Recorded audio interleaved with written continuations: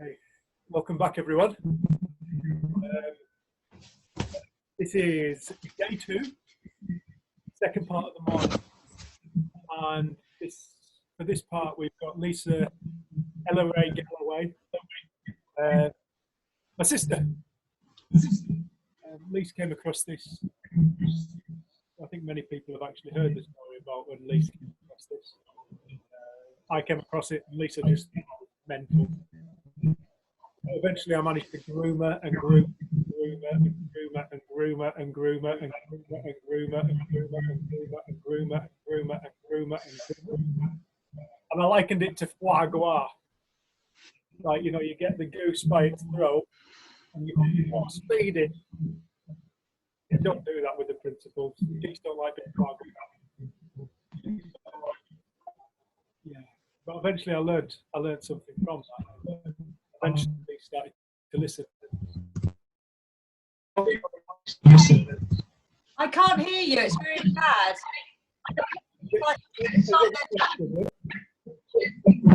Is everybody else struggling?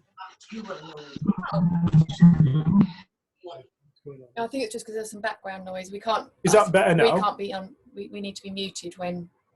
Lisa needs to be muted when we're talking. We need to be muted when Lisa's talking. Right, that's fair enough. Yeah, no, I was just saying, I tried to foie gras my family with the principals, and Lisa was one of the victims.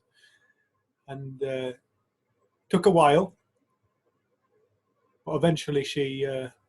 Well, I'm going to just let Lisa speak for herself and let you make up your own mind. And I just wanted to add, like, Lisa spoke on our last retreat, and it was 3 incredible days. But I just said to her, she was my highlight. I absolutely love how she shares and how she shows up in life. And it's always a joy to sit back and listen. So I'm praying to all of the gods that the internet holds out so you get to hear her today. And I'm going to mute us because I think it helps the connection. Yeah. Lots of love, Luke. Hi guys. So I'm Lisa, Dave's sister, as he introduced me, and as you know, we've been having some internet problems, so if something's going amiss, if you can bear with, because I think I might be a little bit behind. I can even see by my camera that I'm looking a little bit on the slow side. Can I just get a thumbs up if everyone can hear me? Lisa, I think we're gonna okay. We're not gonna go ahead with this now. Frozen. I think what I'm gonna ask you to do is come down to the shop later on. Okay. I'll come down now. All right, I'll be there in 5 minutes. all right, love. Cool. I'm coming. Don't get caught speeding. We are all in the same bubble. I want to make this perfectly clear. We all live together. Well, I have to say this shite now. We're all in the same bubble. She's my sister. She lives at the bottom of the garden like a Poddington pea. Apart from she lives in a caravan like a gypsy. I can't think of anything else that rhymes following that. Damn, that was going to be really, it was going to be a rapper just then. Right. It's quite interesting to hear my sister kind of go quiet, wasn't it? I can't believe, because last night, as I said before, our internet cut out at the shop halfway through Dickon, and we had to hotspot off Dave's phone. So then when we got home, I was trying to upload yesterday's videos, and it was going to take all night to do a day's worth of videos on the home internet. And we borrowed Ewan's phone and hotspotted off it, and it did it in about 40 minutes. So we're like, right, the hotspot on Ewan's phone for Lisa's talk is going to be brilliant. We're fine, we're sorted. And obviously not. I actually think it might be a computer. Could be. Might be, might not. Yeah. So I think what we'll do at this point is has anybody got anything else they want to talk about? Has there anybody got any more observations? We'll stick with observations for now. We got questions, observations and reflections at the end of today as well, but just for now, I think we'll stick with observations or reflections or I think Cheryl's had her hand up. Cheryl, love. Hang on. One thing, unmute yourself. Yeah, we're there.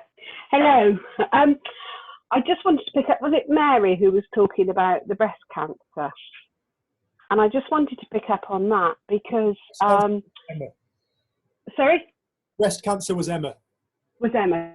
Sorry, because I'm looking after Dad, I've got you in my pocket, so I can't see what's going on. So, but I just wanted to share my experience really of I was diagnosed with breast cancer in 2014, and it was before I discovered the principles. But I can see how the principles were in action through my experience. I had been called in to do a pilot scheme test where they were lowering the age and bringing the age down, and so completely unexpectedly got diagnosed with breast cancer. And because it had never dawned on me, even when I went to have the test, that I was going to be diagnosed, I had absolutely no thinking about it. And so and once I'd got on the roller coaster with the NHS, who were absolutely brilliant, they guided you through from one step to the other. You really had very little time well, I suppose there was time, but I didn't, for whatever reason, I didn't think. And I'm so grateful for that now, because I realised I had absolutely no idea what the outcome was going to be. And thankfully, lucky for me, I'm clear now. But at the same time, there were people that were diagnosed who weren't expected to make it but did, and others who had the opposite experience. But it's just, I don't know where I'm going with this really. It's just, I think, making that connection with, we really don't know. A diagnosis is a diagnosis. And in a lot of ways, it doesn't tell us anything other than you've got a diagnosis. And I just think the understanding of the principles has given me a better understanding of what went there and how my experience was better, because I didn't have anything riding on it. That's all I've got to say, really. Thanks, Cheryl, love. Okay. Thank you. Thank you. And we're sending you so much love. Thank you. Love and healing, love. Thank you, Cheryl. Mad old game of life. Leo, did you have your hand up, mate? Yeah, apparently so. Did you want to have your hand up? Well, I sent you a message saying, am I right just to ask 2 questions briefly? Yeah. But it might take more than sort of 5 minutes, so probably best wait till the end. I just wanted to get some advice on some stuff, to be honest. Say that again, mate. I just wanted to get some advice on some stuff, to be honest. Because literally as I joined, because obviously what happened yesterday, I was like, yeah, I'm not going back on there. Because I'd come on, unmuted myself, made a lot of racket, and then realised what I'd done. So I was like, yeah, I'm out. And then I spoke to Sue, and Sue's like, basically, don't be an idiot, just go back on there.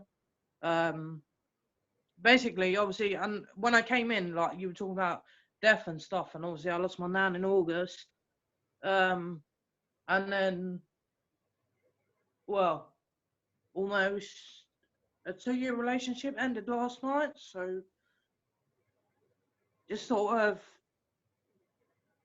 wanted to get a bit of 3 principles in my life, maybe.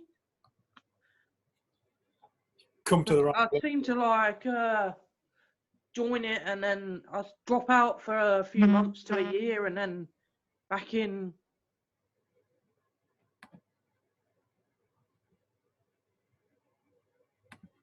You still there, mate? Yeah. Can you not hear me? Yeah, I can hear you, yeah. Well, thank you for joining back on. And there's been so many different people's microphones come on, and then we started the talk with me introducing Dickon, and I'd forgotten to unmute us, so there's just me sitting there. So then afterwards, when I listened to the recording, I'd forgotten I'd done that, and I was like, oh my god, I've recorded this without sound. So Zoom, we're all getting used to using this new technology, and yeah, don't worry about it at all. But good on you for joining again, and thank you for sharing about. And I know how much you loved your nan and what you went through in August, and I can't, and I can imagine it's brought up a lot of stuff with the relationship ending, and I'm really grateful that you're here. And a little bit like we said this morning, it's so easy to listen for a fix. But all I would say is, if you can just, you know, be here, listen, and let your mind wander, let your mind kind of fall off of what you think your problem is or what you think you're looking for, and see what comes to you. And I know you've had so much insight through this, and you know, you have sometimes kind of really got into it and then gone off and lived and experienced, and you always come back with a new learning, and you're really insightful. So just thank you for coming back, and it's nice to have you here. And no, I appreciate it. You don't have to beat yourself up. We're shit on Zoom and we use it all the time. You're what my mate would call a computer user non-technical. He calls me that as well. Sorry, I've just seen a comment come up. I don't know how to get that back because I only got half of it. Leo, rest assured you have everything you need within you and it's working perfectly. It's just in the moment your well-being is covered up. Stuff. I'm relaxed this week. When ready, they will happen. That's from him. How can you get that up? Oh, because we're not computer user non-technicals. If you're on a phone, it's much more difficult. Yeah, I'm on a phone, that's why. Yeah, it's much harder to navigate Zoom on a phone. We've got this big computer here and I've got another one next to me, so yeah, sorry, what did you say, Dave? I was taking the piss, mate. Just ignore me. says. But Leo, you've been through a lot in your life, mate. Yeah, you can say that again. Yeah.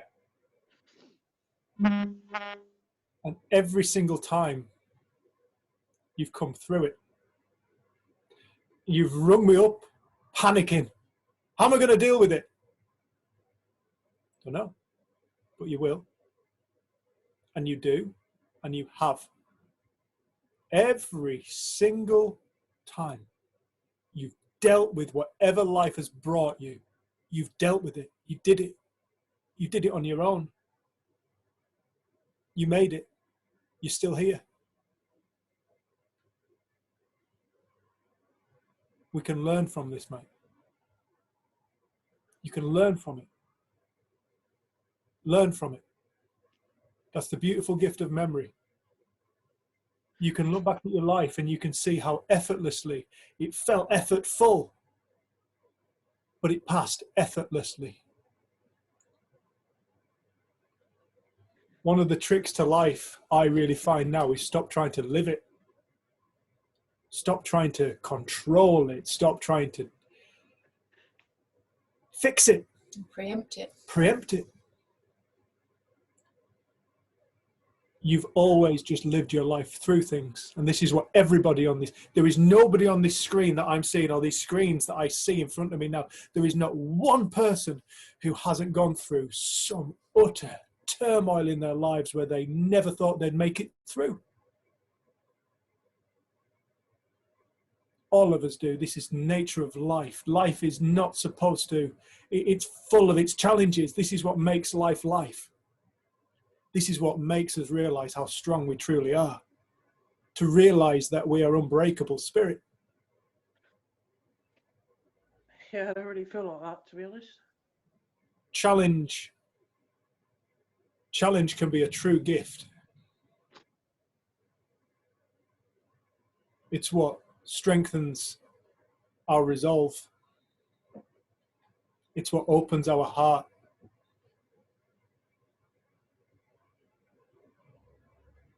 You've done it, dude.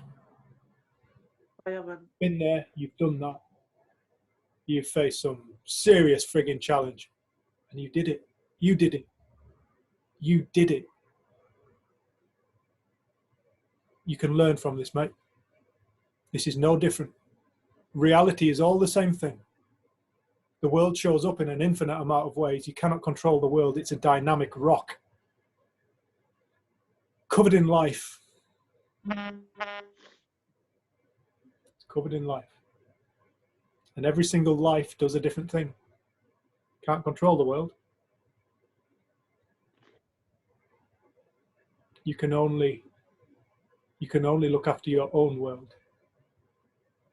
And that's why we bring this conversation to people, is so when people start to understand the nature of their own world, they fear it less. they fear their own reality less. Doesn't mean they don't experience fear, but they don't fear the fear quite as much as perhaps what they once might. And then you realize you can deal with life. We can deal with anything this world brings. It's all thought. It's all a perspective. Someone just mentioned, it was actually a friend of ours, Paul, who said, and you spoke about it yesterday, destruction and creation are one and the same. Sometimes like something's being taken apart, destructed, but in its wake is a new creation. And I think some things we think are creation because we think they're good, and then other things we call destruction because we think they're bad, but it's always a new. And we're not expecting you to suddenly just feel all right. I've got all these comments popping up and I can't even read them that quick. They're just there and then they're gone. I don't know what they're saying. I think, sorry, Jenny, can I just say, on Leo, on the iPhone, I'm on Samsung. Oh, no, I don't know on that one then, mate. Sorry. I can send you like a transcript of all the things at lunchtime. Sorry, say again. I can send you a transcript of all the messages at lunchtime. I didn't know whether they were coming in at me, and I didn't want someone to like send something and then think I was being rude or because I didn't reply, but it just comes up and then it's gone. No, you're right. Hey, sorry, keep interrupting, but Leo, I can see, mate, where your head is going, even like innocently, like you're worried about seeing a comment and us like judging you because you haven't seen it or responded appropriately. It's like you're in a room of love, mate. No one thinks that. It's like I put a comment of like, I heard it the other day. In actual fact, it was that Russell Brand chat, Jen, that we were talking about the other day with that Holocaust survivor. And she so beautifully said, feeling is healing. When we try to escape our feelings, because we don't like them, and try and search more of the good feelings that obviously we all enjoy, or we try to medicate ourselves or use destructive patterns with alcohol, drugs, shopping, sex, whatever way you want to, whatever floats your boat, so to speak. We're just escaping, we're just chasing away from our feeling state all the time. But when we understand that all feelings are all coming from the same source, they're coming via thought.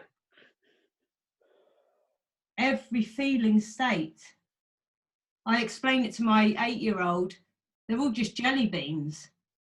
You know, sometimes I brought her for Christmas the jelly beans, you know, the American jelly beans, and she was eating some, and some she was like, oh, I don't like that, I'm not going to have that again, that's disgusting. But yet the one she likes, she's munching on and loves it. And that's what we do with our feelings. We label them all as right and wrong. When in actual fact, to me, it just appears they're all the same.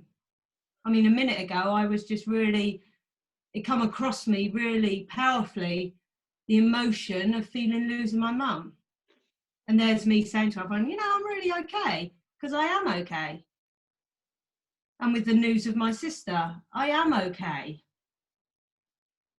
because I know I have everything I need. But that emotion come over me in that moment, and I see it so clearly, and sometimes I don't. But when I see it clearly, there's a space of, even though I'm really upset, there's a space of peace behind it, opposed to suffering and judgment and why am I feeling like this and why me, and come on, God, give me a fucking break, you know. So when I first come across the principles, I really wanted to do, I kept dipping in and out, and I come from an OCD background, so for me to have control, to actually pass all my control on to the universe, so to speak, and this understanding was really fearful territory for me. But in actual fact, it's freedom. Yeah. See, the problem with me is, like, I'll get into it and then my life will be okay, and then I'm like, oh, okay, I don't need it. and then But that's okay. I'm just gonna, if you don't mind, I'm just gonna interrupt you both. Leo, That's fine. we'll have a conversation, mate. Em, I loved everything you said just then, sweetheart. So did I. I heard it in the car. I loved everything you said. Leo, we will have a conversation off this call because my sister's just turned up, yeah, no worries. Yeah, jetting in from Plantation Bridge on her private VW Golf. Actually, it was my camper van. And a It's the camper only thing I van, could was get out. And I drove all the way here without my wing mirrors out, which I got here and went, oh, I didn't need them. Lucky you don't need them. Right. Right, I'm going to just quickly mute them all on here and then you Yeah. unmute. Do you want to move out the way so Lisa's Yeah. in this main Yeah. section? I'll go and shift my ass. I don't mind. Get in the middle. Right. Wow, technology. Can we just put it out to the universe that next time we do this, it's in person? Be marvellous. But let's also for what we got with Dave and Jen for putting this retreat on, and to all you guys for being here and sharing the magic that you share. Every single one of you. I've missed a few bits of this retreat, which I don't normally do, but the internet's been a little bit challenging. So, as always, I have massive conversations with myself about what I want to say, and then it comes to the day and you realise you can only speak fresh with what's coming in. So I'll start with my morning. I woke up this morning and I could see the moon from my bedroom window, full moon, just like moving across the sky.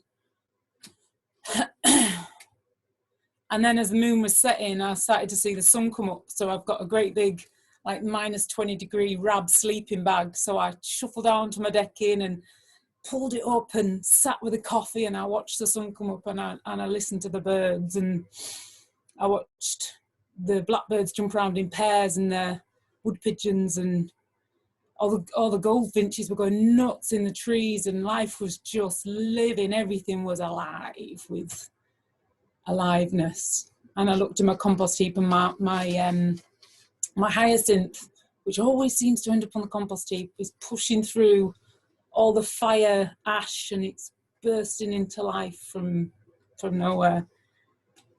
So that was the start to my morning. It was really nice. I've had quite a massive conversation with somebody today about the nature of life, and listening to you guys, and I just have to speak to Mary Calvert about what you bring to life, and the importance of these get-togethers, because we realise that life is happening all the time. It's always a constant momentum of experience. And I think knowing Mary, the way you see life, it isn't to say you don't feel all this stuff, and it doesn't mean to say that, you know, these things come in and they go out, and they come in and they go out. And I think I'm grateful that we live at the same time. I really am. I'm really grateful to you all, actually, because we all learn so much from each other. So I'd like to start with a poem, actually, one that I found a long time ago in a yoga class. And it was actually one of my best friends who took this yoga class. And anybody who knows me, I love poetry and words and books and people. And I love the way that we can read one thing or see one thing and all feel it and interpret it in a different way. So this poem is by somebody called E.H. and I have got her poetry book, but I can't remember her name. So I'm just going to go for it. So I'd just like you all just to sit back, take a massive deep breath, relax in the knowing that you are all safe within your space, within yourselves, that life has brought you to this place in life to show you something, to trust your being.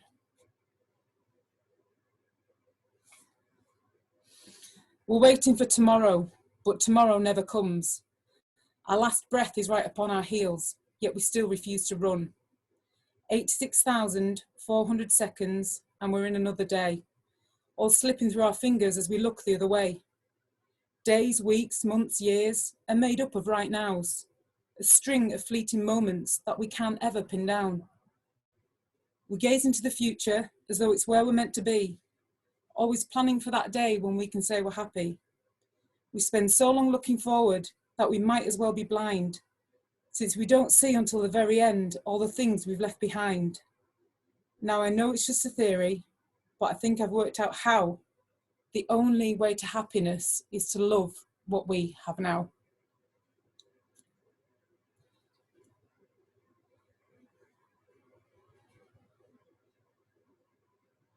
Now,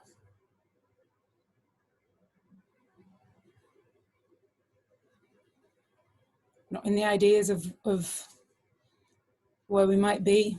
If those ideas are great, go. But right now, in this moment,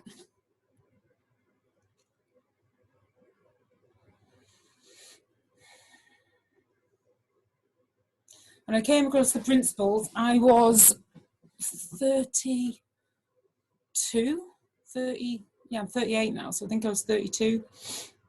And for those who've heard this before, but I was quite happy in life, and I had no idea what I was stepping into when I met Dickon Bettinger and my brother.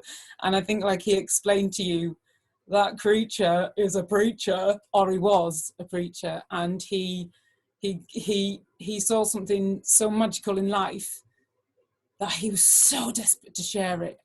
And I can remember a specific time where I'd had a day where I was like, oh God, this day, and Dave just saunters in and goes, it's all thought. And I went, I mean, you can get out now, or I can push you out the door, down the steps, and kick you up the bum as you go. Anyway, like he said, he persevered. And the perseverance paid off, because Dave showed me and pointed me in the direction of something which is far bigger than my humanness, far bigger.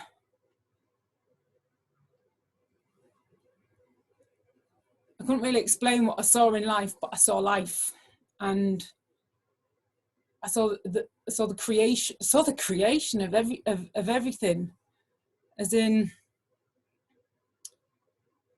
I remember the first time I walked down the street and I was looking at the pavements and the walls and the trees going, wow, fucking hell, I mean, this is the street. And I was really looking at the construction of this place that I was walking through, and the fact that I was in momentum and moving, and I was walking with my brother. And I can remember one of the first things, the first insight that I had was,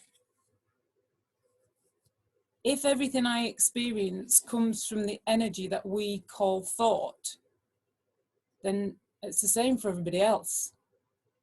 And Dave and I walked into Manchester city centre the day that I met Dickon Bettinger.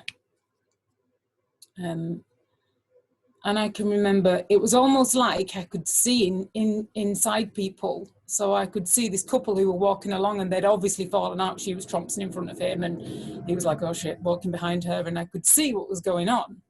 They were just walking down the street. She had a shopping bag, he had a shopping bag.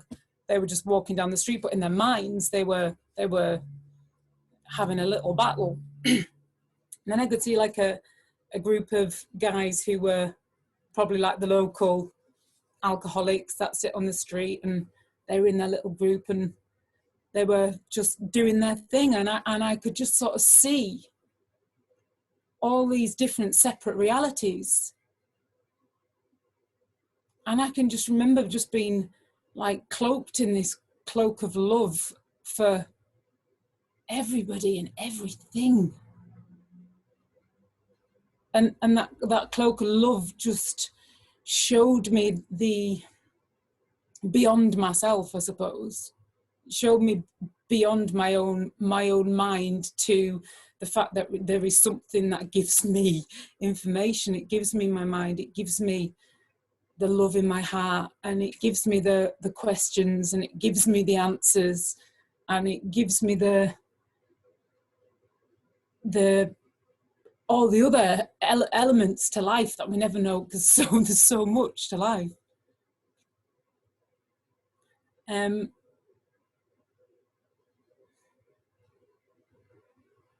that has never stopped blowing my mind in all this time. And I've been around people that say, oh, I've got this now, so I don't need to listen to them. I've got it. There is no it. It's just a continuation of experience that we will catch and release, and we'll catch and release, and we'll just go through the flow. And I loved, one of the things I loved about Dickon,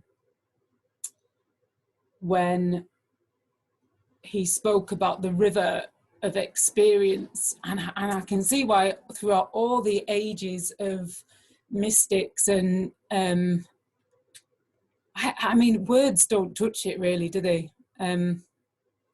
But the fact that we use a river as a metaphor, a river can flood and burst its, but it goes back to the river, which still goes back to the sea, which never leaves the earth, which is either in the clouds or in the plants or within us or within the river. And I love the metaphor of water, that it's almost like when we get a thought that we get attached to, it's like making a little, me and Dave used to make crayfish pools. We used to catch crayfish and put them in the little pool made of rocks by the river. We used to watch these crayfish play around. Now, if we'd left the crayfish in that river, you know, they could die within that space. It could stagnate. It could flood and wash them out. But you see how we can trap thought, we can trap experience, and keep living out of that little pool. Now, if that little pool's in a river, and then we've got, I love Jason Vale. He's got this fantastic metaphor for health. It's actually a metaphor for health, and he takes a glass vase and fills it with water, and he puts a fish in this glass vase and fills it with water. And imagine this glass vase is the little trap in the river. So you start to put a cigarette in this glass vase, so it gets a bit murky, and then you stick a can of Coke in it and it gets a bit murky. And then you want some sugar, so you stick some sugar cubes in it. And then you want a Guinness and Black, so you stick a Guinness and Black in it. And then you've got a headache, so you stick some paracetamol in it. And then the fish is getting sick, so it needs some help. So it's a little bit like that within being a human being. If we trap our experience, or it's not even a doing, it's like a realization of, you can empty that vase and you can fill it with fresh water, or you can empty the vase and just put the vase down upside down and jump in the river and go with the flow of experience of life. I learned a lot from that metaphor, because from a health basis, Jason Vale meant, at any point, do we ever look at cleaning the tank, cleaning the water, or do we always look at trying to fix the sediment in the bottom? We stir it up again and off it goes again. And it's all ordinary. But I think I love what we talk about within this conversation, because I think it reminds us of something so deep within our souls. So deep within our souls. It's just something we've kind of forgotten. And maybe we've never had it pointed out to us, because if you go over to the east and you go to places like Nepal, they still have a faith in something bigger than them. And that's all this is pointing out, and it doesn't matter what you call it.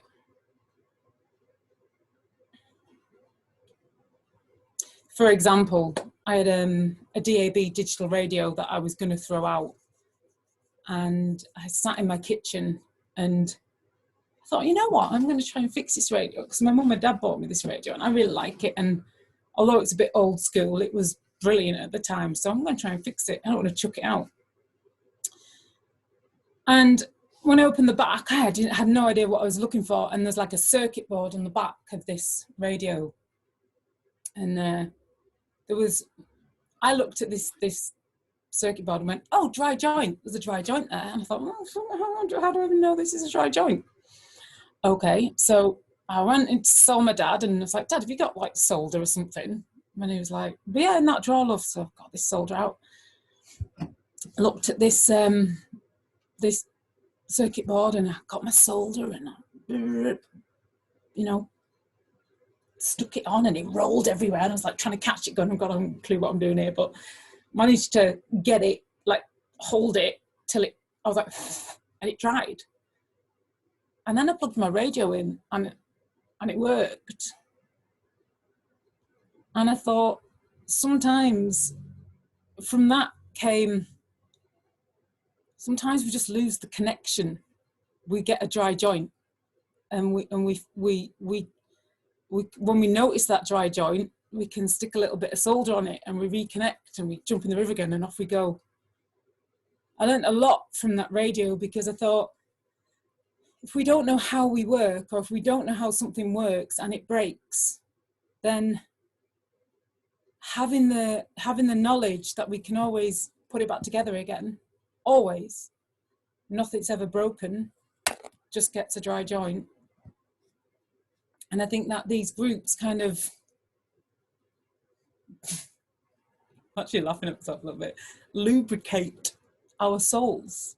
They remind us that we're whole, that we're fully working, that we are a complete circuitry, but not just within ourselves, within the whole of the natural world. We need the soil. There's an energy behind life that puts us all together in this perfect universe. And we need it all. We're part of it all. I think being in the rainforests in Costa Rica was one of the best experiences of my life, because I got to see symbiosis, and realizing that even this conversation between us all is symbiosis. It's life living, creating, bringing information. We're all experiencing and feeling different things. And there's a plant in the rainforest that has got this little spike on it. It's like this beautiful plant, and it's got this little spike on it. And this little spike on this plant is designed to house the ants that eat the mold that grow on the roots of the plant. So that plant couldn't exist without the ant. And as I was in these rainforests, I kind of fell out of my humanness and into the wholeness of everything. Now being there in Costa Rica was, like I said on the last retreat that I did, it's not something I ever thought I'd be able to do in life, because I was really frightened of everything and anything, people. And when I say frightened of people, I just always thought I was going to get murdered for some reason. Even just walking to the shop, I just always thought something was going to happen. But once I came across this, I realized that once I came across the nature of thought,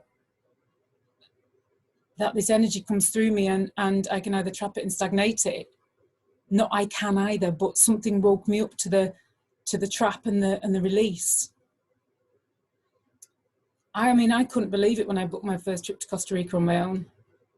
And you know what? I didn't even notice either. It's only when I look back on reflection that I go, wow, that happened. And then I look back to sort of like 10 years ago and think, there's no way I could have done that. There's just no way. But what I found with this understanding is my view widened like a massive lens. And the only thing that keeps coming to me is that beyond myself. And this trust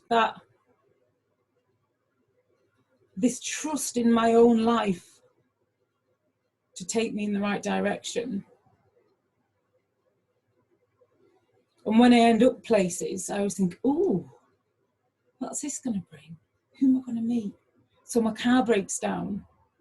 I think, oh, who am I going to meet? What's this about?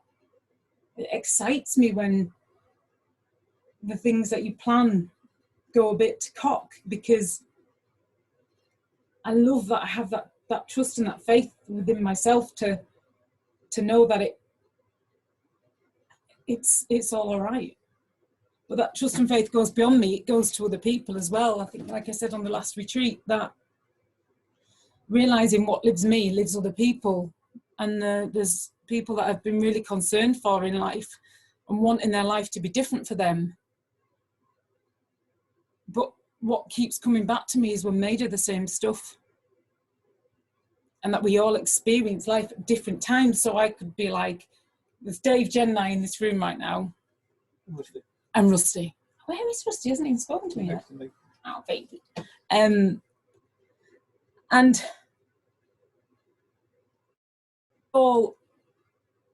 everybody goes through things in life, and you realise that we all experience things at different times. So you can take you and all your best friends, and one of you might be in a new relationship, she's having a good time, the other one might be splitting up, the other one's parent might be passing away, blah, blah, blah, and then it'll all reverse. So we're all experiencing stuff all the time. And once I started to see that, if I work like this, then everybody else works like this as well. And it's brought me the faith in other people's lives to live them in the correct way as well. Not the correct way, but their path of life.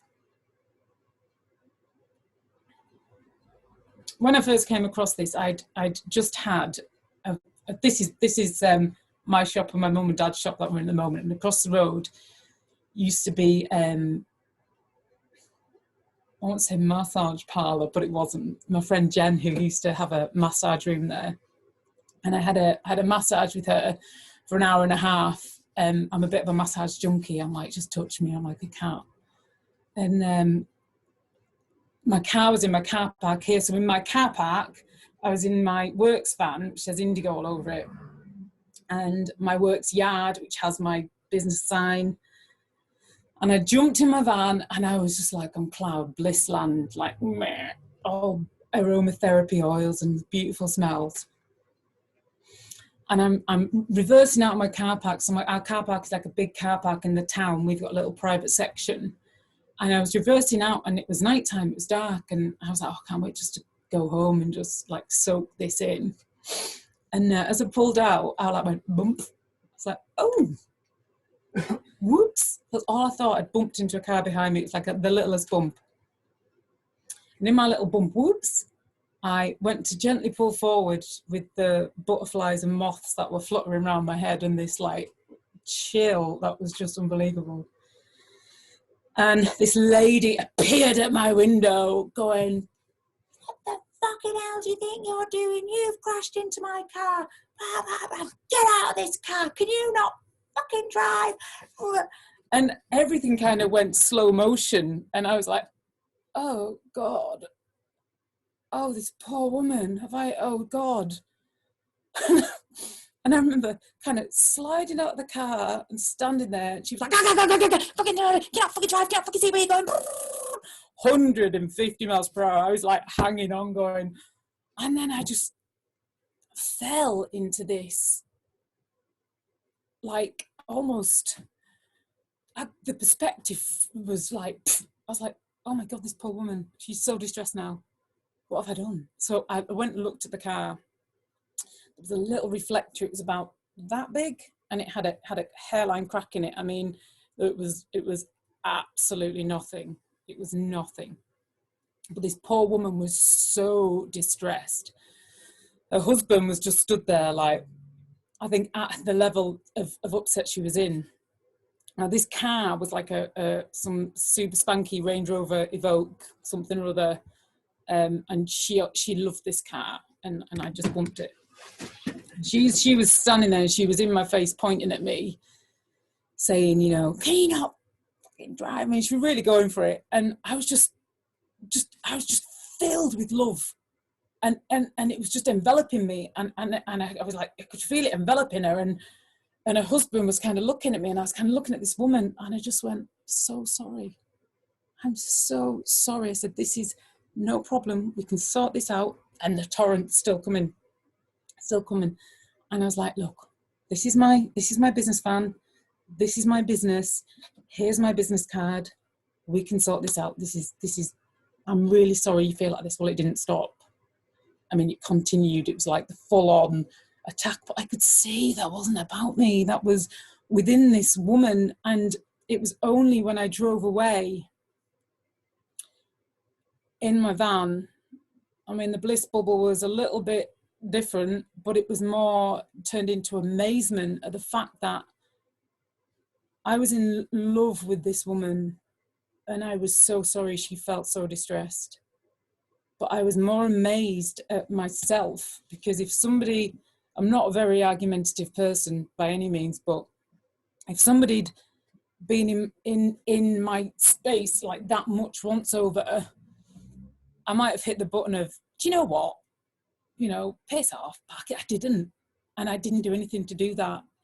I think it was just the awareness that she was in this storm, and she was so distressed within this place.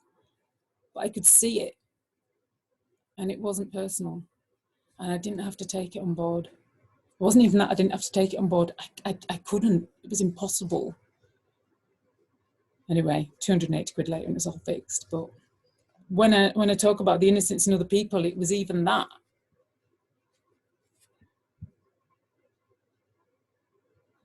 And it's funny what life brings us and what it shows us as well. You know, like, it's funny how some situations cross your path. And I think for anybody who's trying to achieve something or get somewhere with the principles, just live, observe life and see what it brings you, and enjoy it with all its spectrums and kaleidoscopes of experiences. Ewan and I were driving into Kendal the other day, and he quit smoking for 12 years, and he started to smell a bit weird. And I thought, is the wood burner in his little flat leaking a little bit or something? Because he smells funny. And I was like, you smell really weird. I was like, your breath smells different. And is it your wood burner? Yeah, it probably is, he says. And I'm like, all right, okay. And then about 20 minutes later, I started smoking again, 12 years later. And I was like, that's cool. That's what life's bringing you. That's what life's bringing you.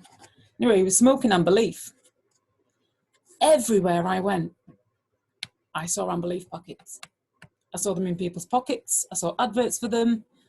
I saw it everywhere. I saw people smoking Amber Leaf. I could look in a bin and I'd see an Amber Leaf packet. And we were driving into town the other day, and we saw a Mazda Bongo. We used to have a Mazda Bongo camper van. And I said, isn't it mad how when we got a Bongo camper van, we used to see them everywhere? And Ewan's like, yeah, but where was our attention? We were aware of the Mazda Bongo camper vans. And I was like, yeah. I said, you know, it was mad when you started smoking. I used to see Amber Leaf packets everywhere. And I still do. I still notice them now. And I was like, isn't it mad how when we put our attention or our focus falls on a specific thing, it's all we see. So if our attention falls on the invisible magic of thought, on something that we don't see, it's all we see. But the awareness of being able to stand back and realize there's not just a Mazda Bongo camper van. If you think of all the vehicles in the world, there's so much more to life than just that camper van. But our attention was on that. But in the spectrum of life, there is so much in life. And it was such a cool conversation, because we both sat back in the car and was like, wow, our attention, like they say in the Buddhist world, your attention, energy flows where your attention goes where energy flows. Which one is it? Our attention lies on whatever we're thinking about.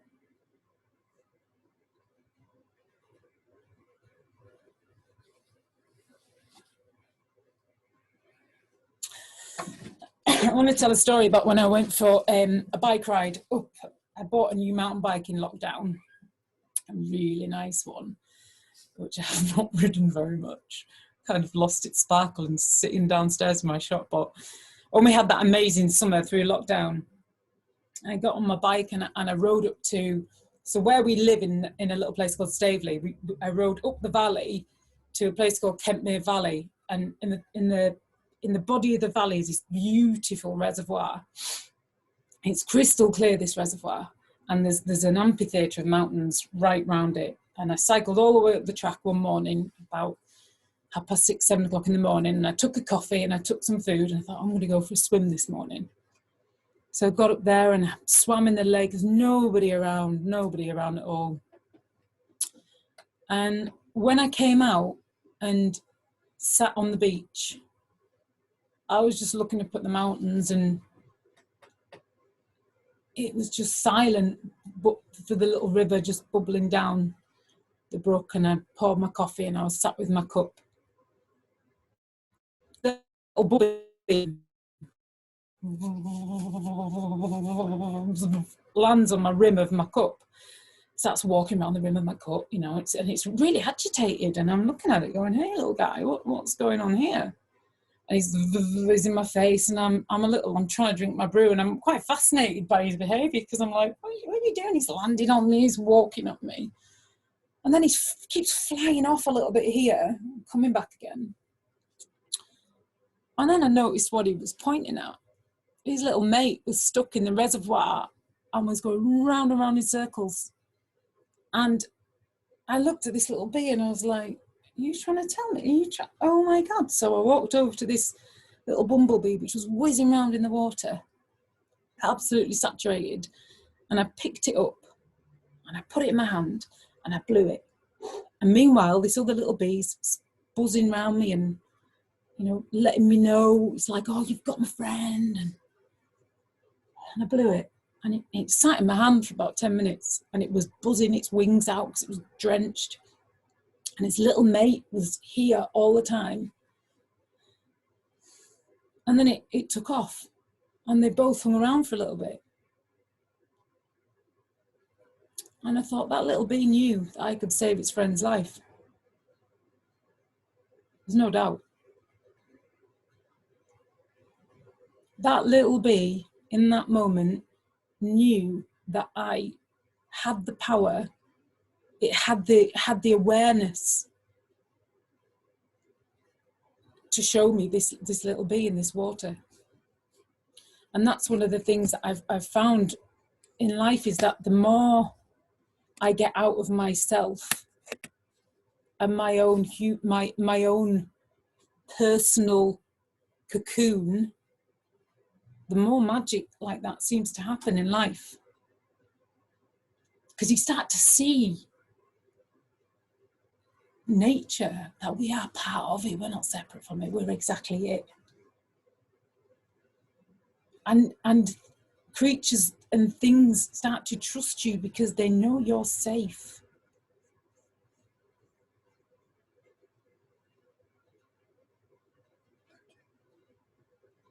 My brother, he's just lying on the shades going, blue tick. Blue tick. Which one? It's little blue tick here, Oh yeah. Oh God, I've really had some magical moments. So I have been given the gift in life of living in a caravan since 2014, a big static caravan in like a bit of woodland in the Lake District, which backs onto some fell land, and it's just like a wash with birds. And I live down below from my mum and dad and Dave and Jen, and my dad has this love for nature where just feeds the birds all the time. So there's just like woodpeckers and everything. And I think one of the greatest pleasures I take in life is putting the bird feeders out and watching like the baby blue ticks come every year, and they're so nuts. They have no fear over you until they develop a fear over you. It's really funny. Anyway, one day I was sat in my window, and I was just putting my makeup on like this. It was in summer, and this blue tit shot through the window What is that? And I've got blinds right up against the window that's stacked at the bottom, so there's about that much space at the bottom, and this little blue tit plops down. So I went over and I looked down the window, and it looked up at me and went, what? I went, all right, little blue tit. So I just put my hand on the blind, like on the ridge of the blind, and this little blue tit fluttered up like between the blind and the window, and it just landed on my hand. So I thought, right, in 10 seconds, this little blue tit is going to be flying around and smashing into all the windows. It's going to be, you know, doing what birds do when they come in houses, they freak out. He didn't. He sat there and was like looking up at me. He was eyeing me up. And then it like puffed itself out on my hand and sat there. And I was looking at it and it was looking at me. And it was like just cocking it. I mean, it hadn't hurt itself at all. It was plopped in the window. It'd been on the window frame and it had like fallen in. And I sat there with it for about 10 minutes till my arm actually started to ache because I didn't dare move. Because I was just I felt so privileged to be sharing this little moment with this little blue tit. I sat there and I sat there and I sat there and I sat there and I sat there and I thought, oh my God, man. I was like holding my arm going, oh my God. Like, you know, when you're holding, you know, when you're a kid and someone's like tickling your back and you never want them to stop, but your leg's a bit cricked and you just can't, it was a bit like that. It's like really nice, but you're starting to get in a bit of pain, but you don't want to move because if you move, then it'll stop. Anyway, even remembering that's making my arm ache, so I'm just going to have a little wiggle. So I got up and I thought, the minute I stand up, I'm gonna have to go and see if I can get from one side of the caravan, it's 9 meters long, to the other side to get it to the door. So I stood up, it didn't move, just looked at me. I mean, it was really eyeing me up to the point where I could see its pupil in its eye. It was so beautiful. And I walked to the door of the caravan. I thought, oh, this is just amazing. You know, this is not moving. And it hunkered down in my hand. It like went, I was like, oh my God, you're just gorgeous. I just feel beyond privileged for this moment. Anyway, I got outside and I sat on my steps. It's still in my hand. Like, what are you doing, little blue tit? This is ridiculous. Must have been 25 minutes later. And he sat in my hand and wood pigeons are coming over and it's ducking. It's like it's ducking, it's got the awareness that it's outside and there could be predators around, but it was safe in my hand. And then after a little while, the whole time it's eyeing me up, checking me out. After a little while, it like flustered itself up and you think, oh, I was like, it's going to get going. And off it went. And I sat there just like, wow. And then all these blue tits came and sat in my tree and started singing like a chorus. And I just thought, isn't life magic when you get out of your own world and you see that there is so much in this life that is alive in its own experience. I have no idea what that blue tit told its friends. You know, but there's creatures and plants in this world that have the awareness that we have too. We're not a singular thing. We're part of an entire system. We're part of an entire whole.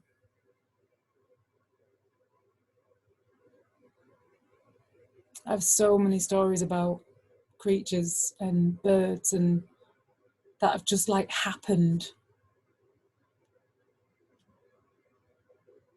They even got rats at the moment, outside, not inside. But I love them. I watch them cheekily go up my bird feeder and I just see their place in the environment. I see their place in the environment. I see that they're equally as much a part of the environment as I am. And you know what? We can live harmoniously within that space as long as they don't come in my place. And if they do, then I will just find a way to keep them out. And they can live there and they can do what they want.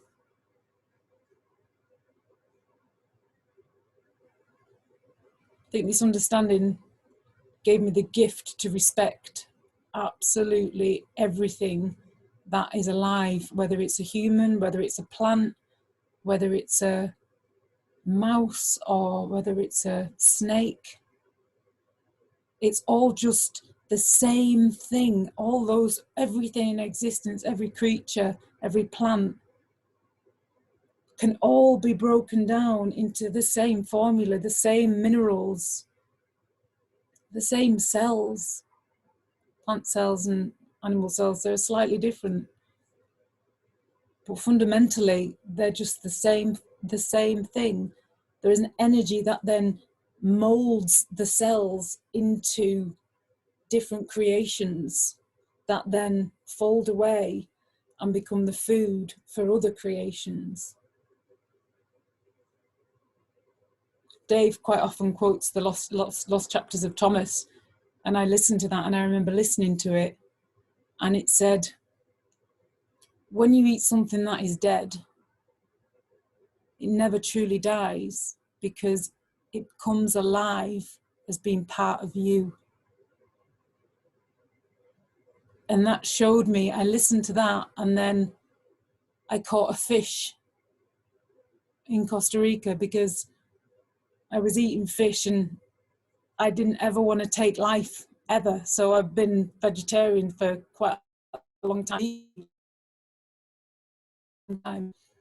And I was eating fish in Costa Rica because it was fresh from the sea. And my friend Leo said to me, you know, if you're going to eat this fish, do you not think you should catch it? And I thought, oh my God, I can't do that. And then I thought, right, I have to do that. So we went out into the sea and I caught this fish, and it was ironic. I wish I had my phone, I don't know where it is, but we caught this fish, and inside this big fish was a fish. And Leo just looked at me and he went, isn't it funny? He said, life eats life. He said, that fish needs that fish in order to live. And he said, it's the same with human beings. Life eats life, and it becomes alive within us. And the system carries on, and it never ends.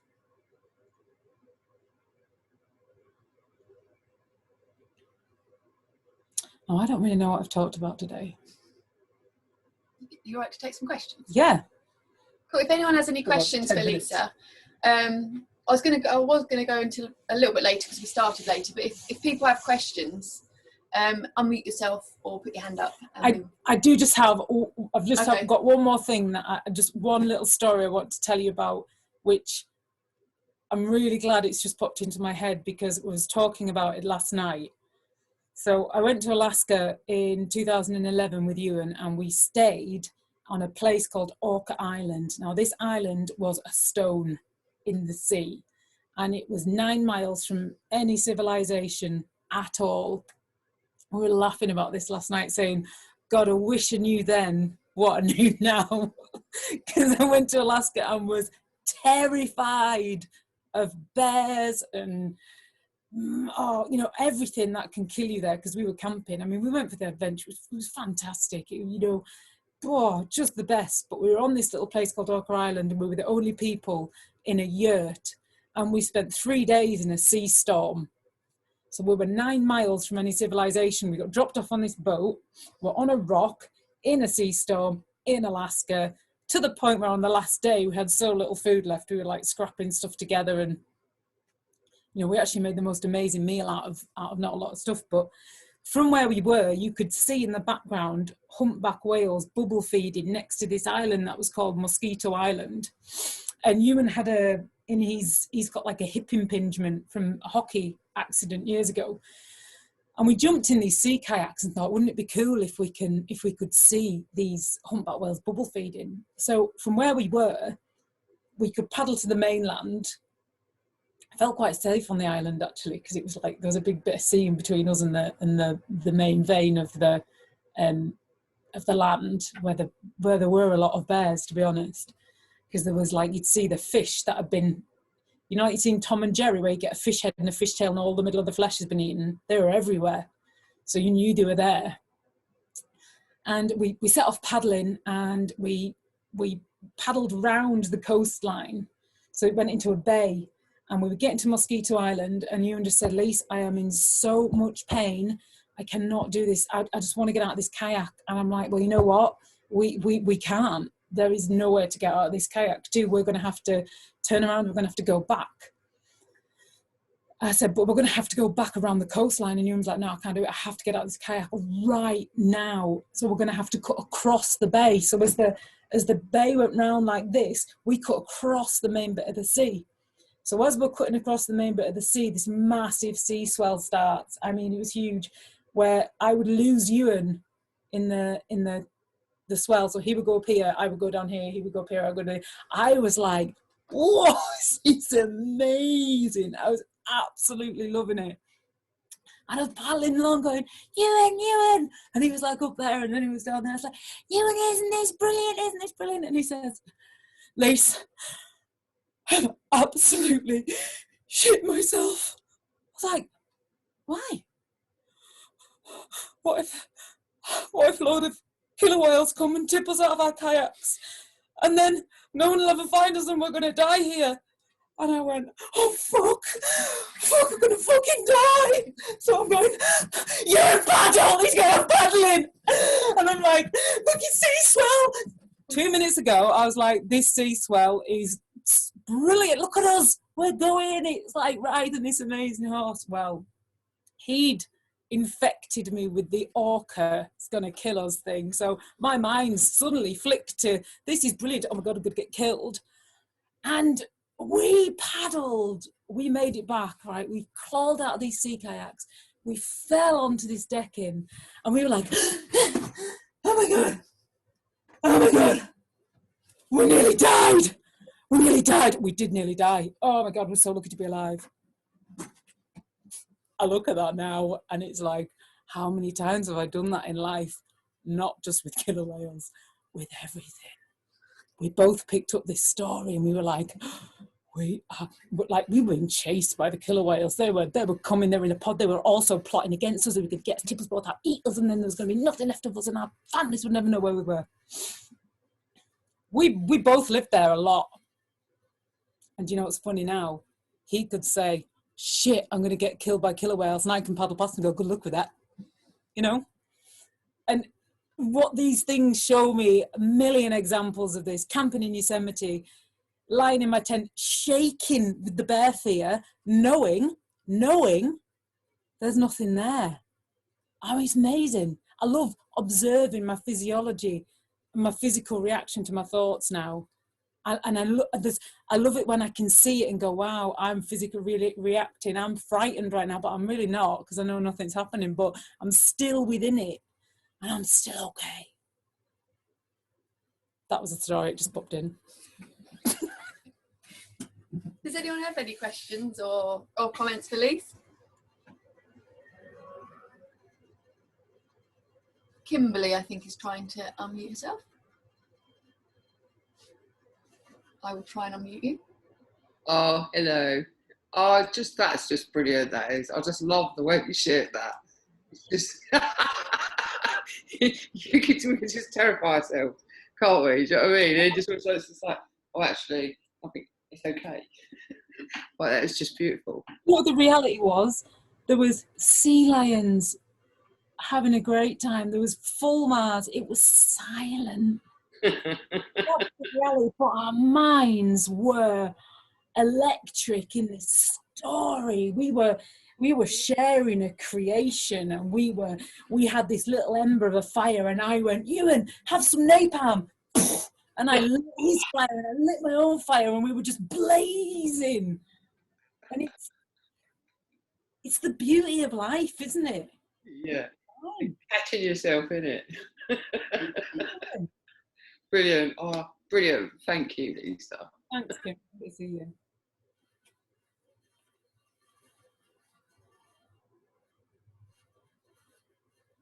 Emma, go on. Right, Lise? Yeah. I literally love that story about the whales, because before coming across the understanding, myself and my husband, when we first got together, so before we had kids, went on safari to Kenya, which I wish I'd done it now, because wow, I would have experienced it so very different. But you know, because one of the stipulations was to get up at they'd knock round the rooms at 2 a.m. to wake you up to get in the car to go on safari, because obviously that's when the animals were about, because it was cool, you know. So there's a method of that madness, but at that time in my life, 2 a.m, I was still up drinking at 2 a.m. You know, that was not like something I would be getting up for. So we literally, they would knock round and I would be in such a grump, and I would be like in the minivan, you know, literally with my head under the thing, like, oh, like this is terrible. And everyone was like, oh my God, look, there's like giraffes, and oh my God, like, look at all these animals. And I was just like, oh, I've seen a million giraffes, I don't want to see any more. It was like the whole experience of this beautiful, oh my God, I mean, now I would be eyes wide open, like, wow, wow, wow, you know. But back then it was just like, because my mind was so scrambled with the inconvenience of it all, I just didn't see the beauty at all. The story I created at that time was just that experience I did not enjoy. Do you know what I mean? There were moments which were amazing, but you know, it's funny how we do, like you just said with the whales, how we just create this like internal story. Yeah. And it's so funny when you look back on it, isn't it? This is what I love, but as well, this is a fascinating one. As well as that, reflecting back, up a mountain, an absolutely terrible day up this mountain. I mean, it was scary. I got lost, got home, and went, that was brilliant. And it wasn't. It was totally not fun. I wasn't having a great time up the mountain. But when I got back, my mind was like, that was brilliant. So then I was like, well, where does the truth lie? And that little insight showed me that we only have the moment. Coming back to that poem, the only time we have is now. The only experience we ever have is right now.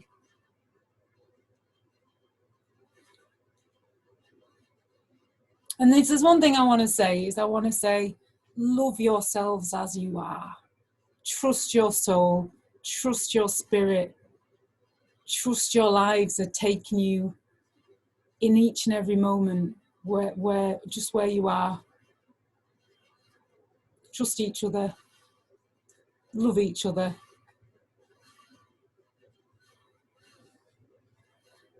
And look beyond yourselves as much as we can. And I'm grateful to everybody, every single person, because what I saw from, what I see from people's insights, whether it's Sydney Banks, whether it's Dave and Jen, whether it's Dickon, Buddha, Jesus Christ, Ernest Holmes, whoever it is, when we share the truth about life, it opens doors inside people's souls and allows them to live life with more ease. So when you have that thing, I know some people have that thing on here where they think, oh, I can't share it because if it's coming to you, there's usually somebody to receive it.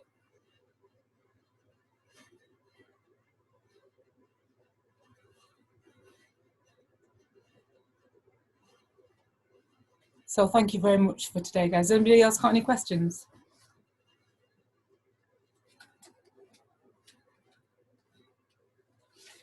Don't blame you.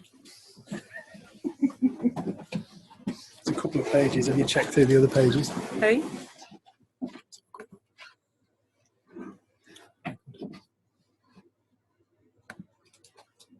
Where have you gone?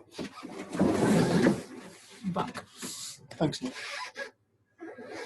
Thank you very much. Sorry if it's a bit chaotic, but I've had a very chaotic morning. That was beautiful. Thanks, Lou. Right, it is now lunchtime.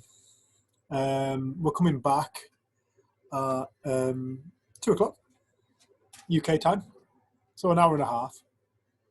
In an hour and a half, we're back, and we've got this section is called "True Freedom is All There Is."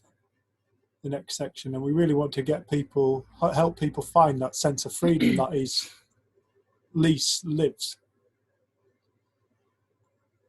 an unconditional freedom. And yes, so that will be, we'll come back at 2 o'clock, and yeah, hope you have a lovely lunch.